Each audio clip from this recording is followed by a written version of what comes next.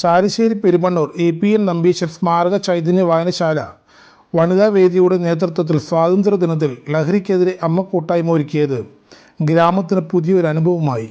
പഞ്ചായത്ത് അംഗം സജിത ഉണ്ണികൃഷ്ണൻ പരിപാടി ഉദ്ഘാടനം ചെയ്തു. ലൈബ്രറിയൻ PK സുനിത അധ്യക്ഷനായി. മോണോ ആക്ടിലൂടെ പ്രശസ്ത ഏകാഭിനയ കലാപ്രതിഭ രതീഷ് വരവൂർ ലഹരിക്കെതിരെ അമ്മമാർക്ക് ലഹരിക്ക് അടിമകളാവുന്ന സമൂഹത്തെ ഏകാഭിനയത്തിലൂടെ വരച്ചുകാട്ടി. വായനശാല president doctor EN Unnikrishnan, secretary PK Nithin Dev, Viswanathan എന്നിവർ സംസാരിച്ചു. വനിതാവേദി കൺവീനർ അനൂപ സതീഷ് സ്വാഗതവും ജയതി രാമകൃഷ്ണൻ നന്ദിയും പറഞ്ഞു.